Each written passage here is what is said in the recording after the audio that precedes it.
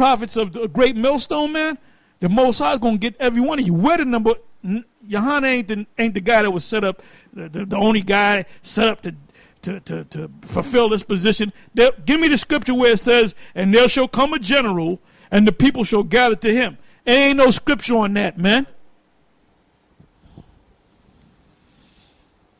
Okay, it says here, all right, it says, and Joshua said unto Achan, my son, give, I pray thee, glory to the Most High, the power of Israel, and make confession unto him, and tell me now what thou hast done, hide it not from me. Because I don't want to read the whole story, but basically when they went out to war, he saw he's going to explain it, but he's going to explain it in the next verse. But you can go back to another key verse, because I didn't want to jump around. It says, said, hide it not from me, right? 20th verse. And Achan said, and Achan answered Joshua and said, indeed, I have sinned against the Lord power of Israel. Now he's bowing down. He got caught out there, right? He's confessing. But watch what's going to happen. It said, and thus have I done. 21. When I saw among the spoils, spoils among the Canaanites, when they were taking in land, and when they were supposed to slaughter them, all right, and burn down all of their goods, he said, I saw among the spoils a goodly Babylonian garment and 200 shekels of silver. And that's a lot of money.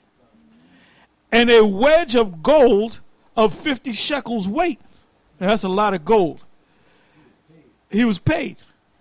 But he got the order. Don't burn all that shit. Don't take none of their stuff. Their gold, their silver, their garments, nothing. Don't marry their children. Don't have your sons marry. The brother just read it. The apostle just read it in Deuteronomy 7. Don't have your sons marry their daughters. And don't have your daughters married to their sons, man. All right? It says, a wedge of gold, 50 shekel weight. Then I coveted them and took them. And behold, they are hid in the earth in the midst of my tent, and the silver under it. Now, while this was happening, when Joshua led the children of Israel to war, if you want to jump back and find that, go right to the point, they started losing the war. So Joshua went to inquired of the Lord, why is this going on? So he said, there's somebody doing something wicked. He's doing something that I didn't tell him to do, and he had to find out who it is. And when he found out, the guy got caught out there and he confessed. All right? It says, 22. So Joshua sent messengers, and they ran unto the tent, and behold, it was hid in his tent. And that proves that these were niggas. And the silver under it, right? And it says, 23. And they took them out of the midst of the tent, and brought them unto Joshua and unto the children of Israel, and laid them out before the Lord. And Joshua and all Israel with him took Achan, the son of Zerah, and the silver, and the garment, and the wedge of gold, and his sons, and his daughters, and his oxen, and his asses, and his sheep, and his tent, and all that he had, and they brought them unto the valley of Achor, right? 25. And Joshua said, why hast thou troubled us? The Most High shall trouble thee this day. And all Israel stoned him with stones, and burned them, meaning his family, with fire, after they had stoned them. So they were already dead. They were lying there dead, bloodied.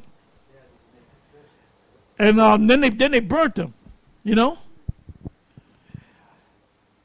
And they rise over him a great heap of stones.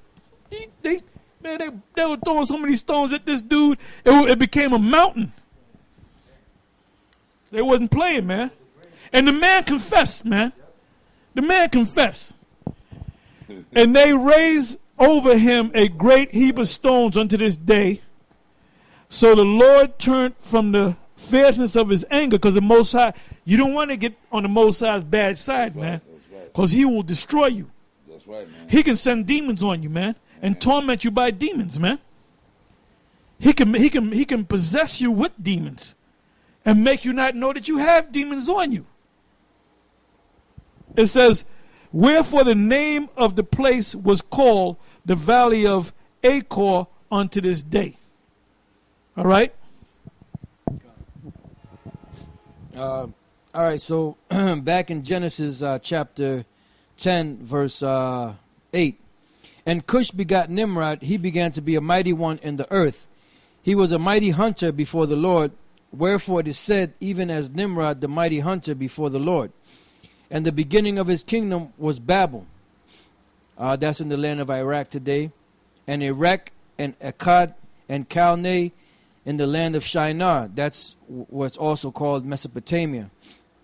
Over there by between the Euphrates and Tigris River and that fertile land there, which the so-called scholars call the Fertile Crescent. All right.